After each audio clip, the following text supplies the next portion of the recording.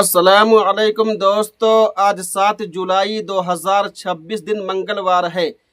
دوستو آج کی یہ ویڈیو اور یہ خبر ہر امام، مؤذن اور مسجد کی خدمت کرنے والے حضرات کے لیے نہایت اہم ہے۔ مسجد میں کولر، پنکھا یا بجلی کا کوئی بھی کام احتیاط کے بغیر کرنا جان لیوا ثابت ہو سکتا ہے۔ ایک معمولی سی غفلت نے ایسا دردناک حادثہ جنم دیا کہ پورا علاقہ غم میں ڈوب گیا۔ آخر یہ واقعہ کہاں پیش آیا، آئیے پوری تفصیل جانتے ہیں۔ ہریانہ کے ضلع پلول کے حتین اسمبلی حلقہ کے گاؤں چکر چاٹی میں ایک افسوسناک حادثے میں نوجوان حافظ قرآن حافظ محمد وسیم کرنٹ لگنے سے جاں بحق ہو گئے، جس کے بعد علاقے میں غم کی لہر دوڑ گئی۔ اطلاعات کے مطابق حافظ محمد وسیم گاؤں کی ایک مسجد میں امامت اور بچوں کو قرآن کریم کی تعلیم دیتے تھے۔ ہفتہ کے روز ظہر کی نماز کے بعد جب وہ حسب معمول بچوں کو قرآن پڑھانے کی تیاری کر رہے تھے، اسی دوران مسجد کا کولر اچانک بند ہو گیا۔ بتایا جاتا ہے کہ کولر کو درست کرنے کی کوشش کے دوران انہیں اچانک شدید بجلی کا کرنٹ لگا، جس سے وہ موقع پر ہی بے ہوش ہو گئے۔ مسجد میں موجود افراد نے فوری طور پر انہیں بچانے کی کوشش کی، تاہم وہ زندگی کی جنگ ہار گئے اور ان کا انتقال ہو گیا۔ انا للہ و انا الیہ راجعون۔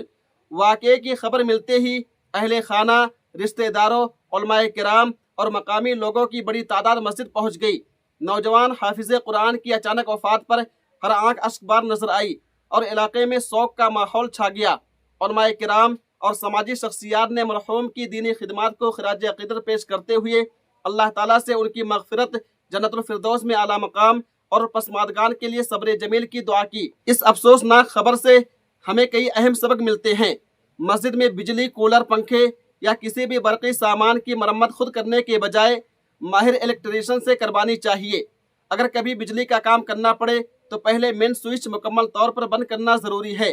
مسجد کی خدمت بہت بڑی سعادت ہے، لیکن حفاظت کے اصولوں پر عمل کرنا بھی شریعت کی تعلیمات کے مطابق ضروری ہے۔